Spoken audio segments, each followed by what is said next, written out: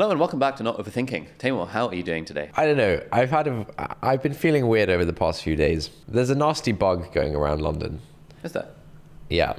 And the people I live with caught this bug last week. And so last week, on like Friday and Saturday and Sunday, I was quite ill. Wait, sorry, are we talking about a mind virus or are we talking about... Yes. The mind virus of minimalism. No, this is the flu virus, I think. I see. So yeah, for the first time in like 2 years probably, or maybe even longer than that. I think even pre-COVID, I never really properly was ill very much. I was like properly ill over the weekend, and I'm still like not 100%. Yeah, I'm freaking tough on my... Oh, well, thanks for taking the time to come down to the studio. Yeah. I'm referring to it as a studio rather than the office because studio sounds cooler. Really? Do you agree? The studio? Yeah, studio does sound cooler than office. In Gymshark, I refer to their building as HQ. HQ? Yeah. Oh, I'm just heading down to HQ, and that's how really we cool. refer to causal. No, they don't. Huh? No. Yeah, it's called causal HQ. No, but they don't refer to it as HQ. What? I'm heading over to HQ. Oh, like they're that's spies. Huh? Like they're secret agents. Yeah, something like that. That feels really cool. Sorry, I interrupted your lamenting. Yeah, so I was ill. And I'm still recovering. And I think that's kind of thrown me off the past week or so. But I remember on like Friday night was when it was really setting in. And I feel like when you're ill, you make the decision of like, okay, am I gonna mope about this or am I not? Okay. And on Friday night, I was feeling ill. And so on Friday evening, I made the decision to wallow and mope. And I had like an evening in bed. I had a whole setup. I had my toilet roll to wipe my nose. Okay. And my water bottle. And like... Your water bottle for what? To drink. Okay. And sort of tried to watching a movie or something. So I like made a decision like I'm going to wallow this evening, right? Yeah. And then the next day I had plans with a bunch of friends who I hadn't seen in a while. And I woke up and I was feeling kind of like, oh, I'm ill. And I was genuinely quite ill. But then I made the decision, okay, I'm not going to wallow. I want to do things today. And I feel like all right, I want to get your medical opinion on this. Are you still allowed to give medical opinions? For entertainment purposes only. Okay, not medical advice. What is this deal with like, you should rest when you're ill? Here's the thing, right? Like, if I'm resting, I'm on my computer looking at a screen. If I'm not resting, I'm doing the same thing, you know? It's not like I'm physically exerting myself if I'm not resting, right? So like, what do people mean about this whole, take the day off, just rest? I don't buy it. I feel like if you choose to wallow, you will wallow. And if you choose to get on with things, you'll feel mostly fine. I mean, you won't feel mostly fine. You'll still feel ill, but you can still crack on with stuff and you'll feel better than if you were wallowing about it. I mean, my non-medical medical opinion on this is that, it depends. What does rest look like? For you, when you're resting, you're lying in bed on the laptop watching Netflix. And for you, when you're working, you are lying in bed on the laptop watching Netflix. So for a man such as yourself, the difference between rest and work is fairly minimal and does not have much of a physiological impact on your immune system. Yeah. If we've got Angus, for example, when he's resting, he's at home watching football videos. When he's working, he's hauling ass to London from Oxford. He's going for a run at 6 o'clock in the morning. And he's coming to the studio and he's working all day for about 14 hours. Wow. Allegedly. And then going for a run again, back to the station, back home. There's quite a lot of, he's doing things like getting us coffee, moving the plants around. There's a lot of physical exertion there. Okay, so the issue is physical exertion. I think so. Because I think most people don't have much physical exertion in their jobs nowadays. I mean, I guess it depends where you are, but sure. Yeah, physical, but I think there is an element of like, mental exertion, like looking after How does the virus know if I'm mentally exerting myself? It's a mind virus, that's why.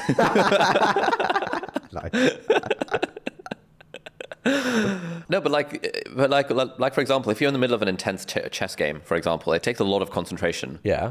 And that sort of feels like it uses up energy.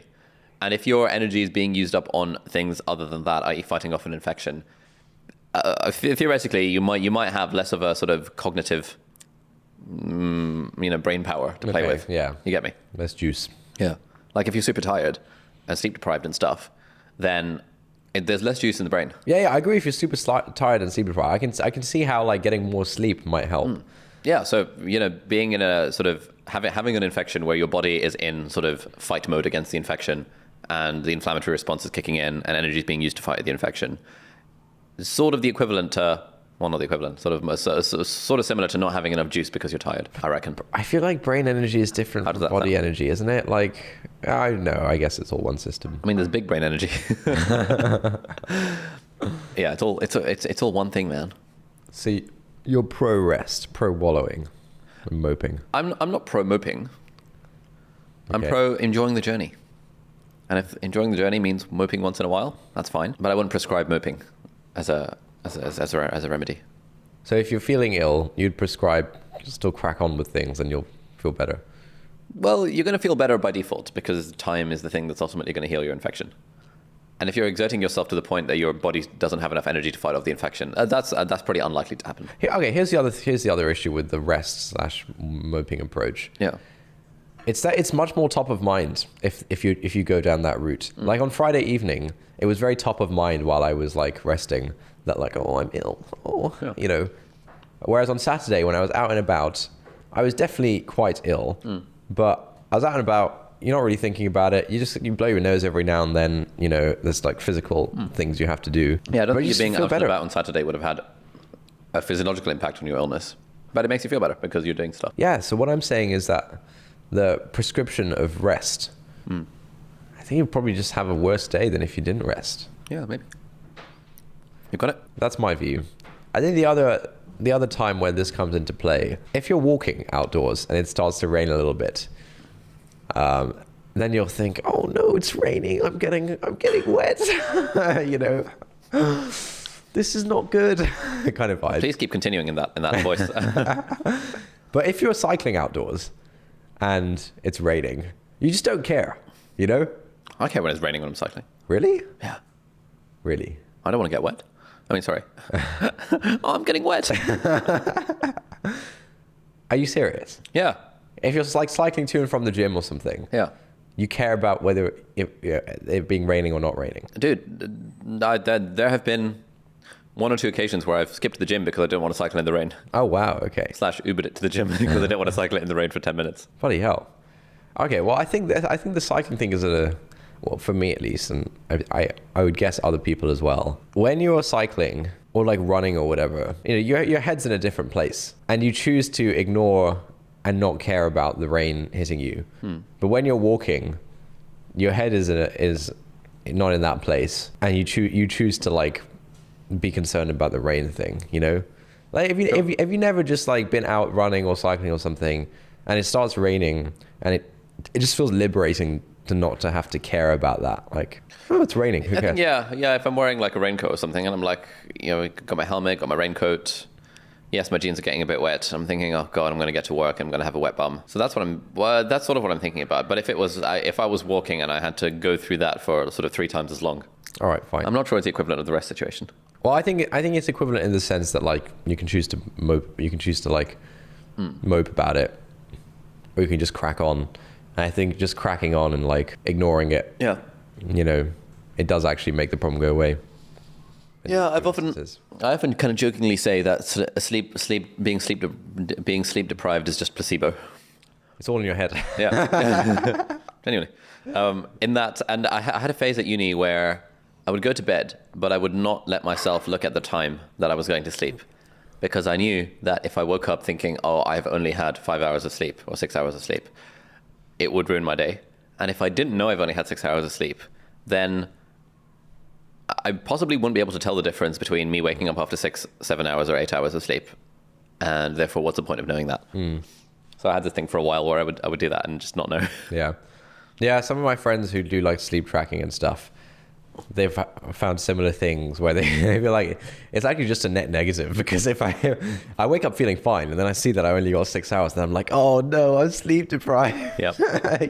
So that was my week. How has your week been? So you guys moved into a new studio? Yeah. Where we are filming this right now.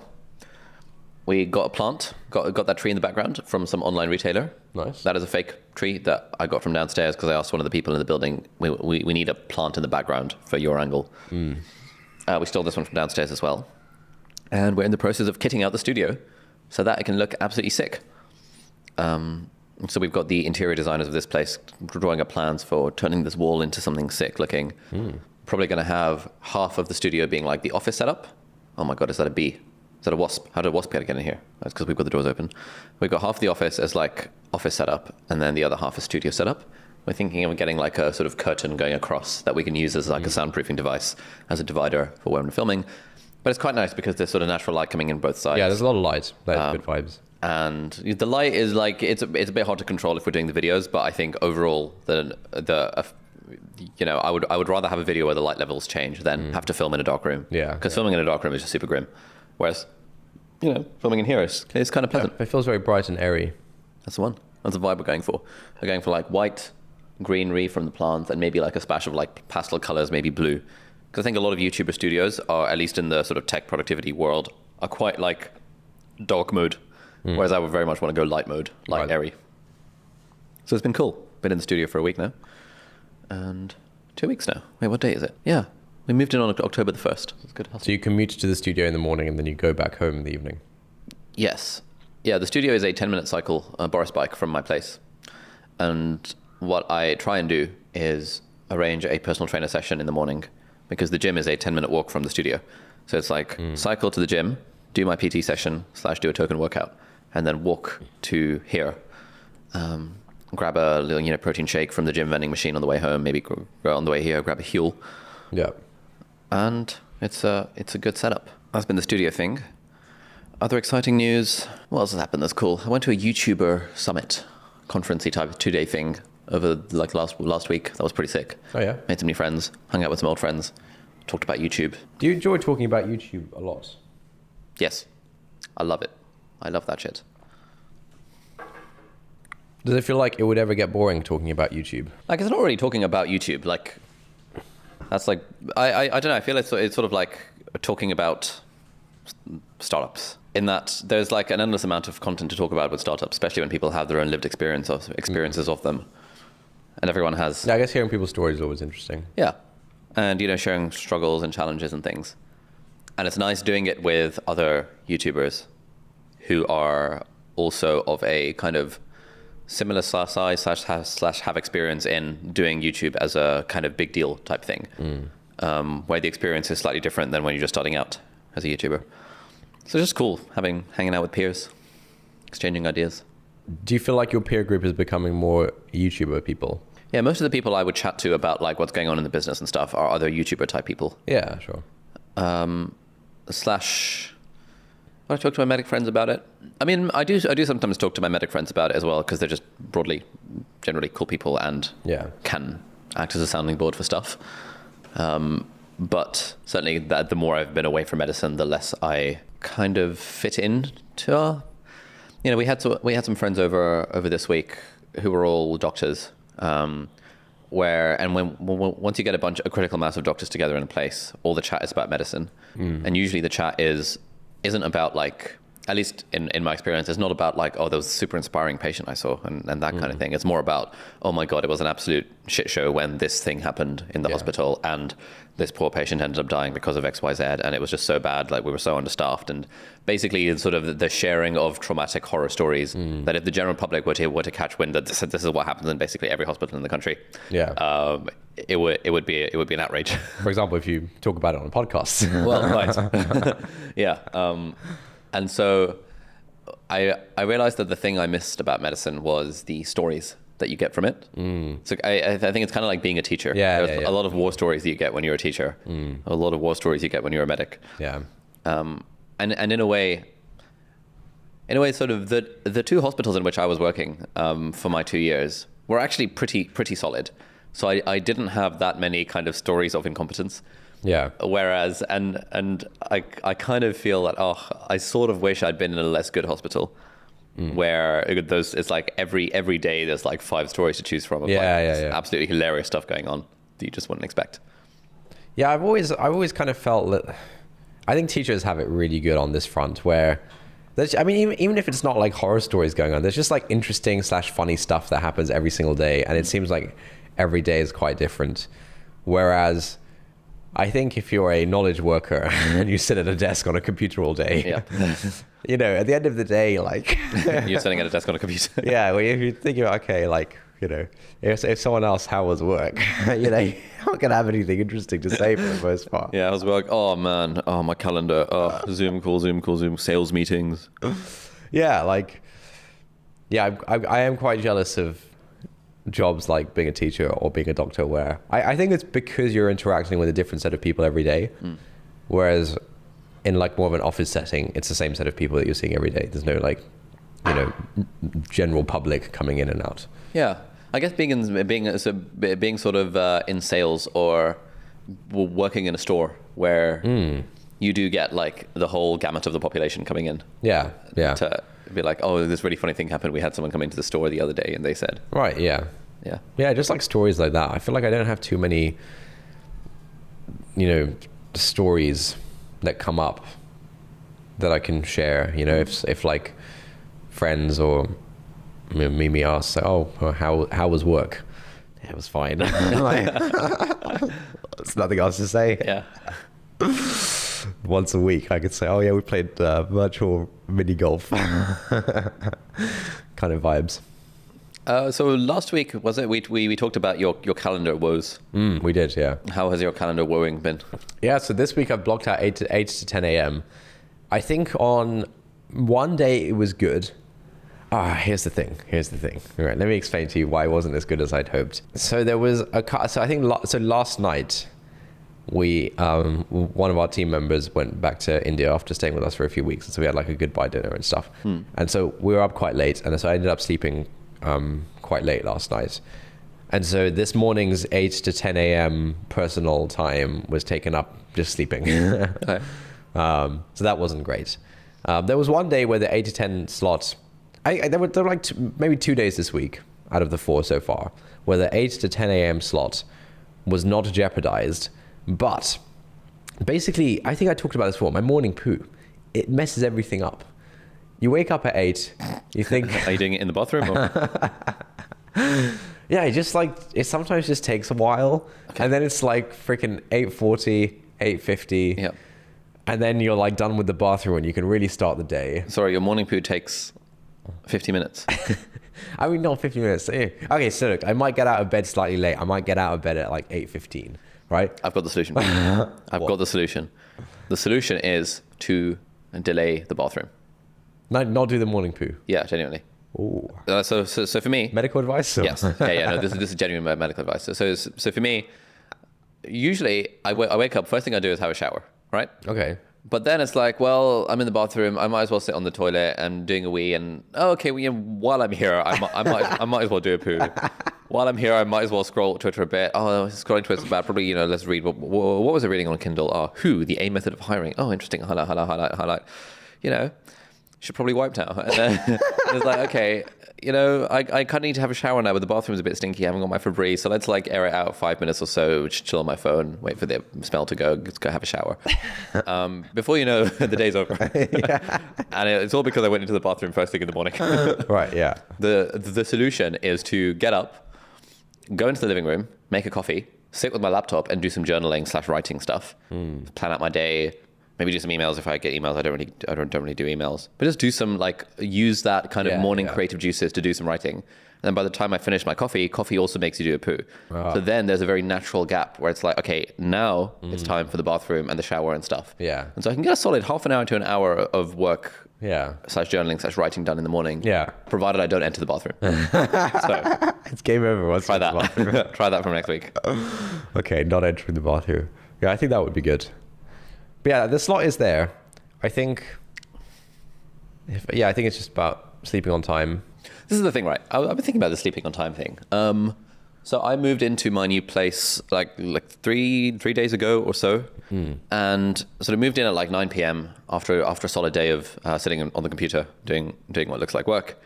And then just outside my building, I ran into a guy who I knew from university like 4 years ago. And I was like, mate, have you had dinner? And he was like, no, but I'm actually just on my way to my place to have dinner with the wife. Do you want to join us? I was like, yeah, all right. Why not? It's a social thing. I thought, journey before destination, social stuff. Then it was like 11 p.m. when I left his place, having had like a pav bhaji, which was very tasty. And then I was like, well, this vegetarian food doesn't quite do it for me. I kind of need a more substantial meal. I get a call from Mercedes being like, hey, what are you doing? I'm like, well, it's 11 p.m. and I was planning to kind of move my stuff and go to sleep, but have you had dinner yet? Do you fancy a takeaway? And he came over and we had a takeaway until like freaking 1:30 in the morning. Yeah. And it's like, oh crap, my parking runs out tomorrow. I need to move the car. So let's move the car. Before I knew it was like 2 a.m. And I was like, oh God, I'm sleeping now and I have to wake up at 8 a.m. to do this videographer thing. But I was thinking that should I set a rule for myself whereby I'm going to say no to social things that happen late into the night such that I can sleep on time? Because if I sleep on time, then the next day is like completely sorted. Yeah. But if I don't sleep on time, usually because there's a social thing happening, then the next day is sort of a little bit shafted. Yeah. And I don't know how to think about that balance between,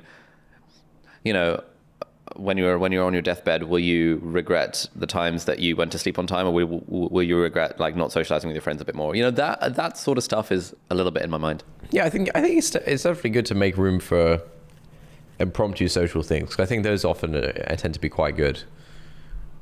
But yeah, as long as it's not the norm. Like yesterday, I was going back to India after 4 weeks of staying with us. Special occasion. We'll go out to dinner. We'll hang out. We'll play 4-player chess into the night. Yeah, I think that's worth it. Yeah, I don't object to that. Yeah, as long as it's not the norm, I think. I think there should definitely be room for that. Yeah, so I think the 8 to 10 a.m. slot is good.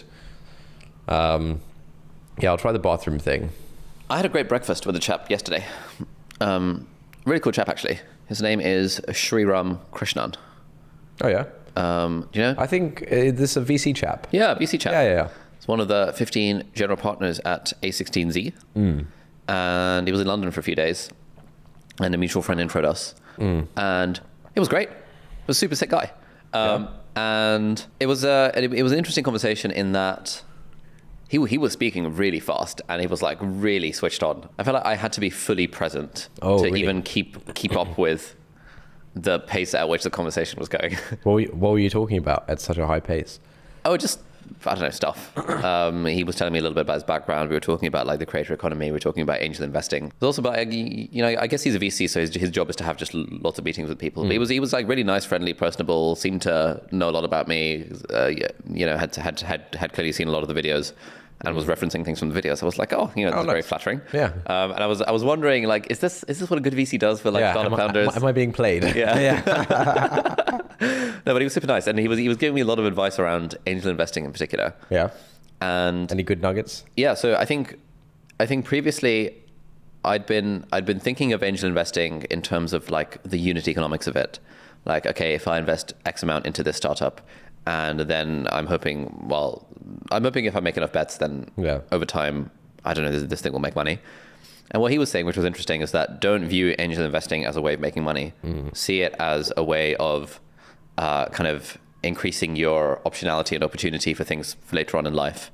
And once you build your brand as a decent angel investor, then you will make money just over the next sort of 6, 7 to 10 years, just by default, because of the compounding effect of the investments that you do.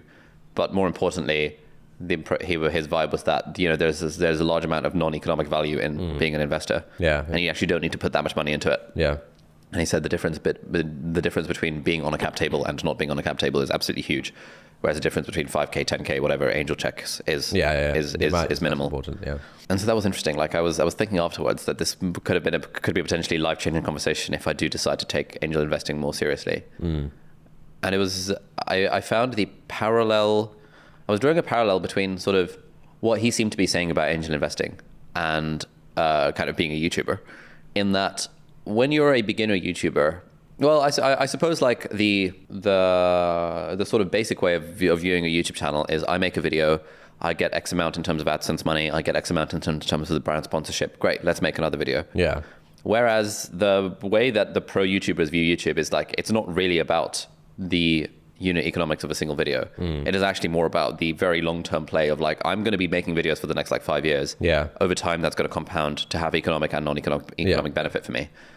I think he seemed to be seeing angel investing in that category. Right, that it's less about the individual investments and more about the long-term stuff that you make from it. The thing that's always kind of made me a bit hesitant with the investor stuff is I feel that once you invest in a company, you are sort of beholden to them in a way. And if my calendar is already chock-a-block where I can barely find time to kind of make time to write my book, and then if, let's say, I've invested in somewhere like, I don't know, 20 startups, and even once a month, half of them decide to message me asking for something, then it's like, I'm now letting these people down by not making time for them. Yeah, that's true. And if I do make time for them, well, I don't have time in my schedule to make for them. Yeah. So I don't know. Yeah, that's true. I mean, look, I think the kinds of requests startups make of angel investors is usually pretty minimal stuff, unless like you have expertise in a very specific area which is very relevant to them. Requests are gonna be like, hey, can you intro me to this person, or can you tweet about this or whatever, right?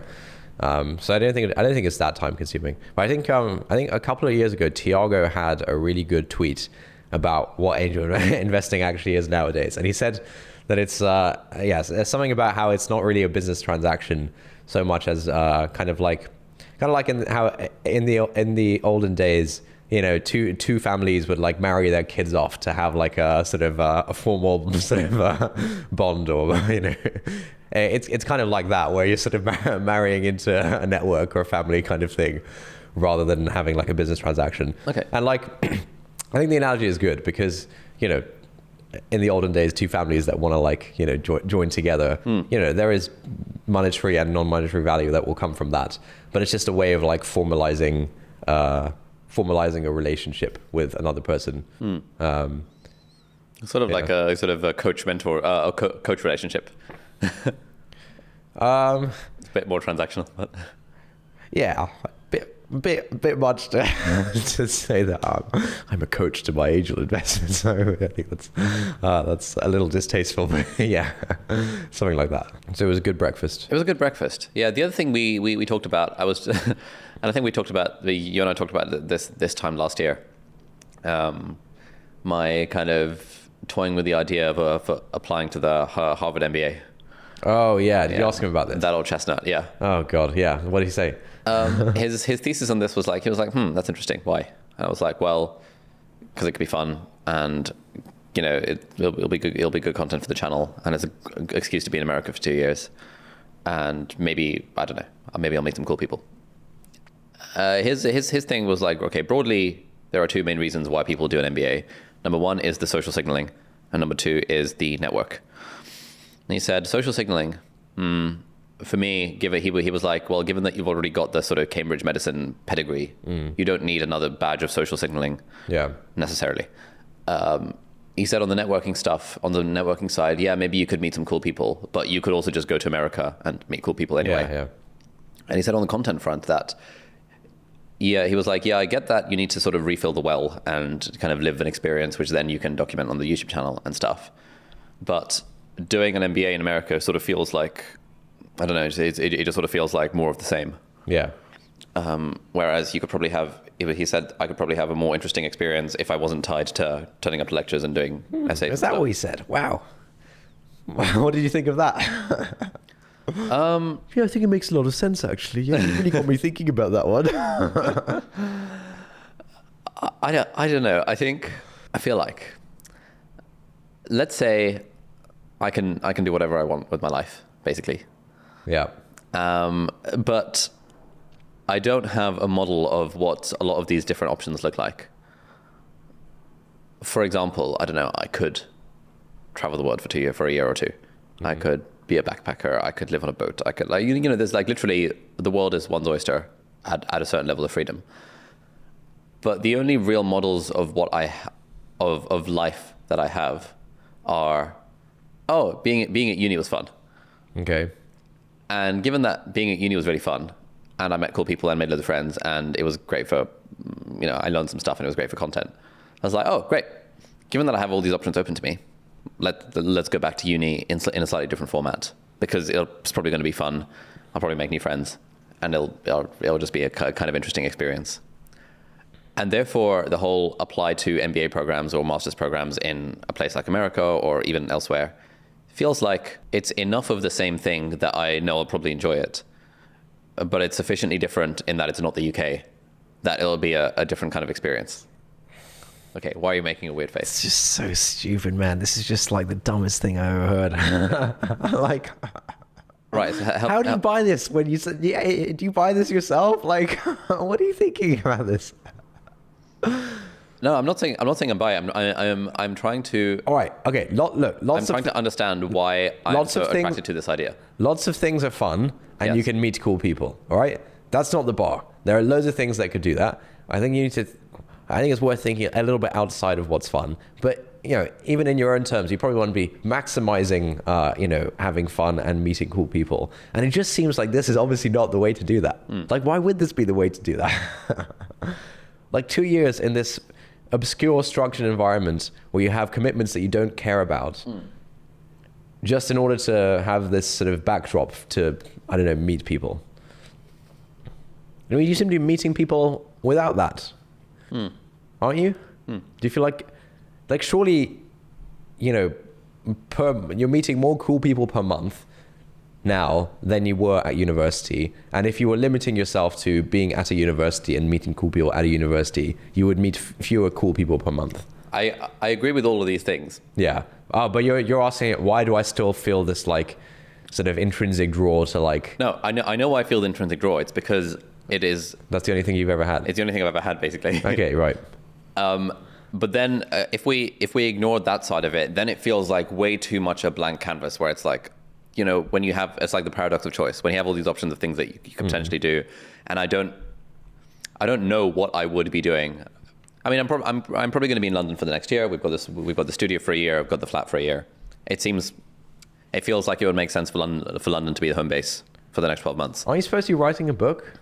Why don't you do that? Well, yeah. I mean, I'm thinking more kind of beyond that point.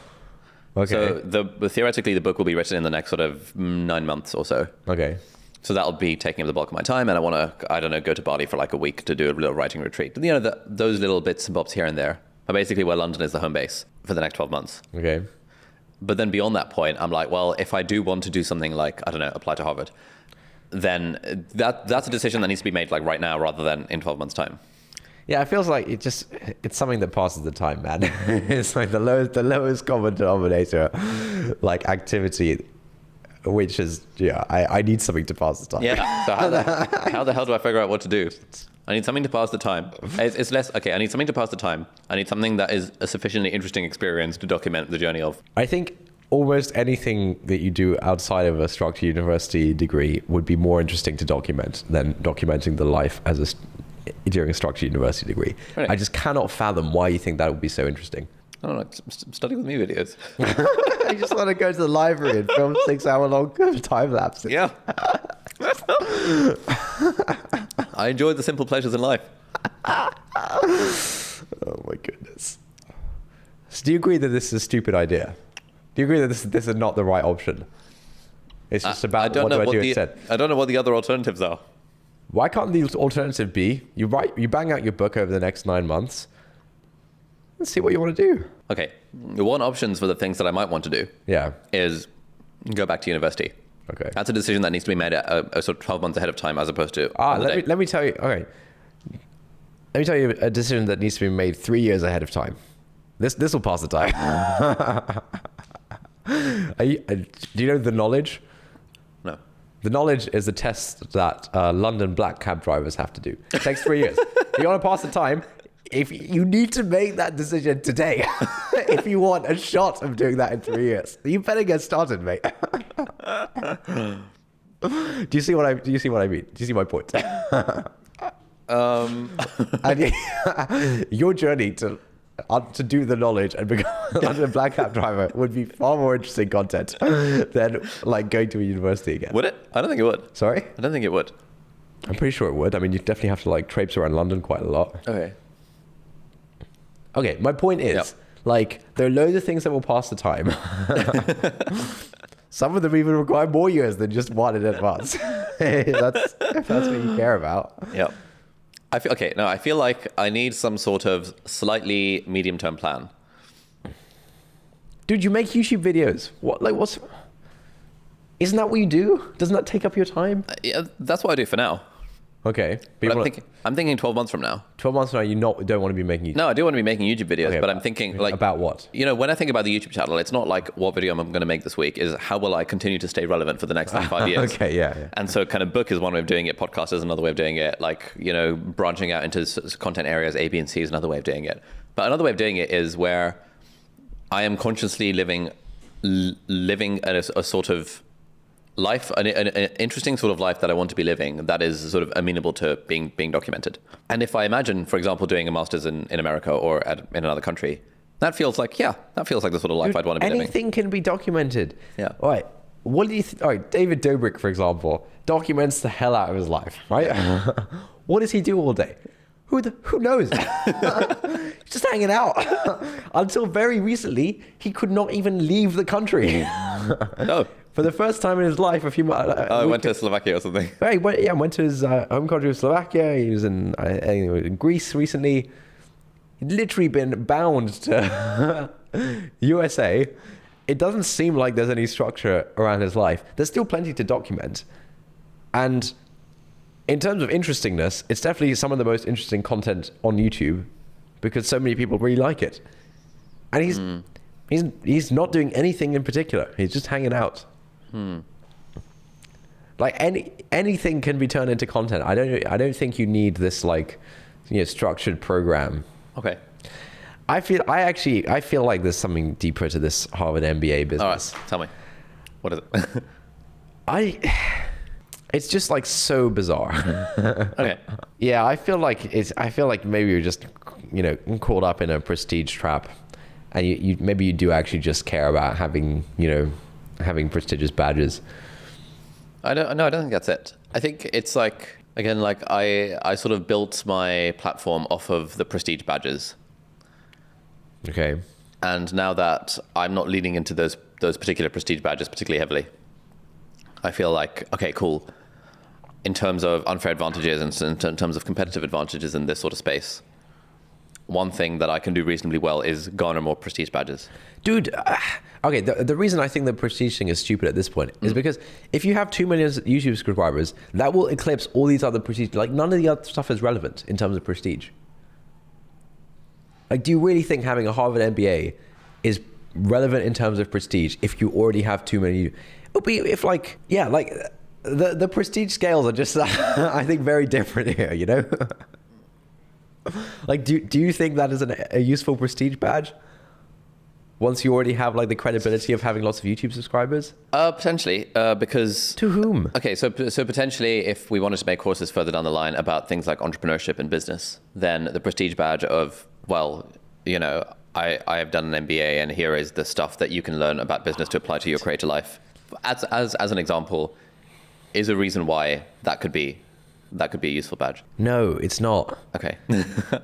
It's crazy. Okay, but like it's less about that, and I think the wider problem here is the set of options. Yeah. Of which some are more salient, namely going to university and doing a thing. Significantly more salient because that is the thing that I know, and I think all my friends know.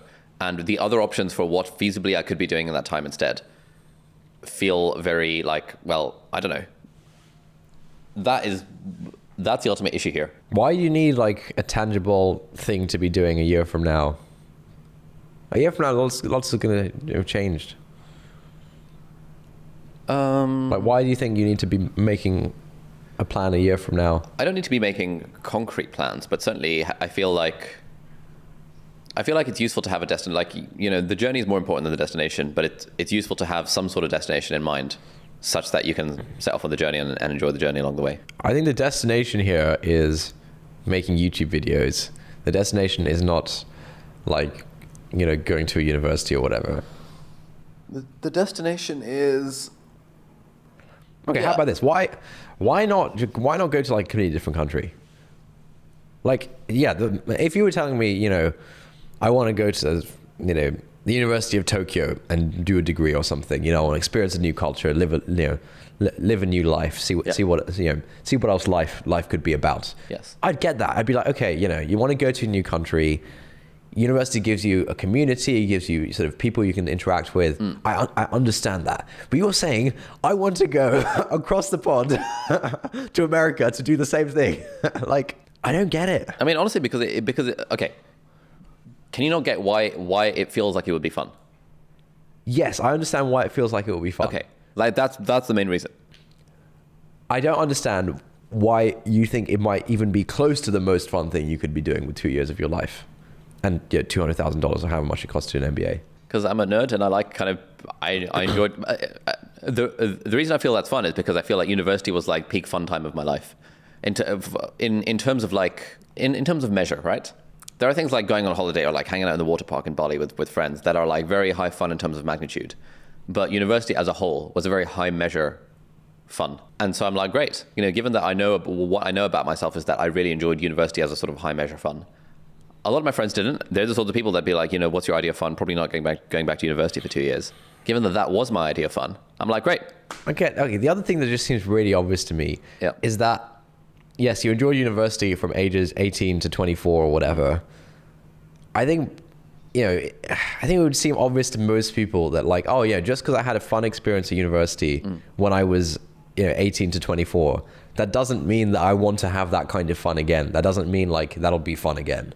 It doesn't necessarily, no. But if you found something fun in the fairly recent past, chances are, and you're trying to decide, what do I do with my life? University a bird in the hand. A bird in the hand, Right. It's probably going to be pretty fun. I don't know, man. I think university is one of the things which is much more like and done. I have the answer. Won't be fun multiple times. Okay, what's the answer? The answer is I need to expand my box, essentially. Yes. And the way I expand my box is by speaking to people who are doing things that are currently I view to be outside of my box. Slash listening to podcasts from people who are doing things that I perceive to be outside of my box. Just so I can be like, oh, okay, these are the sorts of possibilities.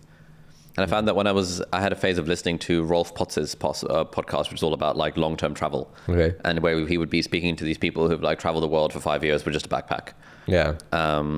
That kind of stuff. It's like, oh wow, this is a lifestyle that I just never knew existed. That seems kind of interesting. Equally, when I spoke to this VC guy and sort of got a glimpse into what the VC life is like, I was like, oh, this is just very different to what I know. Maybe it's not my cup of tea, but the fact is, like, I would not have known anything about this sort of lifestyle had we not had this conversation. So I feel like more of these sorts of conversations, meeting with people who are doing things that seem cool, where I can be like, oh, okay, if I'm deciding what to do with my life, now I have more of a colorful picture to choose from. Not that I need to choose a sort of set piece, as it were. Like, hey, I'm going to join McKinsey for 2 years, or I'm going to do this VC thing for 2 years, or whatever. Yeah. But just more like having a little bit of context about how other people live their lives. Outside of the whole, well, yeah, just go to a random country and then you'll really see how other people live it. Like, okay. Why don't you do that? Wouldn't that be cool? You and your team out in some random country. Sounds pretty cool. Yeah, it feels like it'd be fun for a week or so. Yeah, maybe. But I do like the idea of living in a different city for like a month at a time.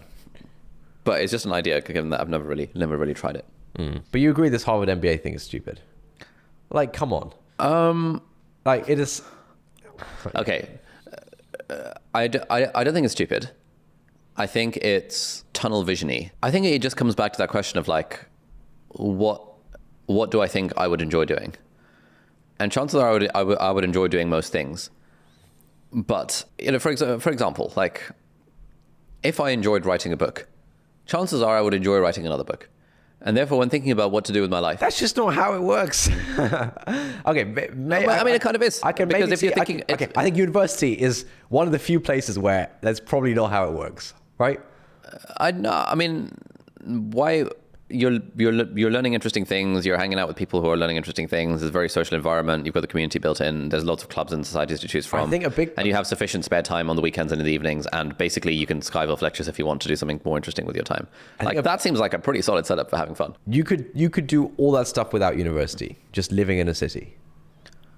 The university structure doesn't add anything. I think the reason why university is fun when you're like 18 years old is because you leave home, you have independence, meeting a bunch of other people, you can find people, who are kind of, similar to you, kind of your tribe. that kind of stuff. Yeah, it just seems very obvious to me that like doing that 10 years, doing that same thing 10 years later. How old are you? 28, 27? 27. So you'd be like 28, 29. Like 10 years later and doing that all over again. Oh, 4 years later. Sorry? 6 years later. 4 years later. Okay. Given that I left at 24 and I was still having fun at 24. Okay, sure. Yeah. It feels to me like doing that again would probably feel quite different.